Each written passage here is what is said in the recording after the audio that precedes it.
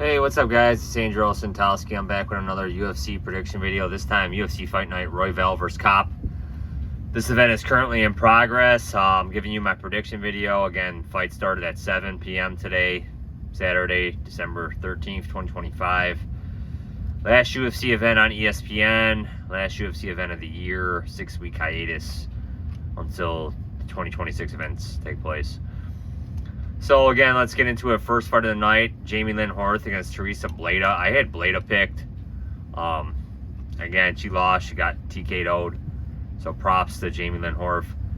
Guilherme Pat against Alan Fry. I didn't know much about either of these two guys. Fry was like a wrestler. Pat was a striker. And Pat just dominated. I didn't watch the whole fight, but Pat dominated. Luana Santos against Melissa Croden. It's a close fight. I did side with Santos here. Croden, she just fought, I want to say a month or two ago in her UFC debut. Beat Lisboa, back in October, so 2 months ago. Luana Santos, I think she is ranked at bantamweight, but bantamweight's not really stacked with talent. 25 years old, 1 win. She's coming off a win over Lisboa as well from earlier this year. So both ladies coming off a win over Lisboa. I sided with Santos. That fight's in progress. Sean Sharaf against Steven Asplund. Asplund, man, he had a really emotional post-fight speech on his Dana White Contender Series, man. He was a big underdog, too, I think. Knockout, 16 seconds, back in September. So that was 3 months ago. And let's look at the odds now. He's minus 225. Doesn't seem like that's warranted, man. Heavyweight fights can go either way, man. Especially, this guy's already fought in the UFC. He's 1 loss. Lost to Junior Tafa. Tafa's pretty good, though. He's got a lot of first-round finishes himself. So, again, this looks like a first-round finish. Fight can go either way. I'm siding with Asplund, but it won't surprise me if Sharif pulls it off. Neil Magny against Amosov. I'm going to side with Amosov here. He's coming over from the PFL. Submission specialist. Former Bellator welterweight champion. Magny, he fights often, man. UFC is definitely trying to get guys wins over him, but he's on a 2-fight winning streak. Beat Jake Matthews, beat Elizeu Zaleski. So again, he's showing that he's still relevant at welterweight, and he's fighting often too, man. I'm going to side with Amosov, but again, he's making his debut. Let's look at the odds here.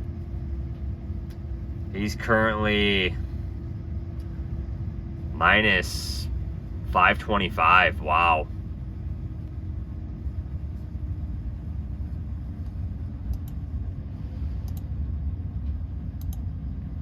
But I will side with Amosov. Joe Anderson, Brito against Isaac Thompson. Again, don't know much about Isaac Thompson here. He's making his UFC debut. He fought in LFA, so he fought in a good promotion. Joe Anderson, Brito. Feels like he's kind of gotten robbed in some of his fights. 2-fight losing streak. Lost to Pat Sabatini. Lost to William Gomis. Definitely, I thought the Gomis one was kind of close. I'm gonna side with Brito here. King Green against Lance Gibson Jr. I'm going to side with King Green, but I don't know how anybody can trust him. I can't fault anybody for taking Gibson here. I'm going to side with Green. Kennedy Nzechukwu against Marcus Buchecha. Again, striker versus grappler. Marcus Buchecha didn't look good in his debut. Lost to Budai. Did go all 3 rounds, though. Kennedy Nzechukwu is going to look for the knockout. I'm going to side with him here. All the money's coming in against him, it looks like. He's down to a minus 133. I'm going to side with Kennedy, though. Morgan Charrier against Miguel Costa. I'm going to side with Costa, but again, this fight can go either way, man. I'm going to side with Costa, though. Cesar Almeida against Cesario Nzechukwu.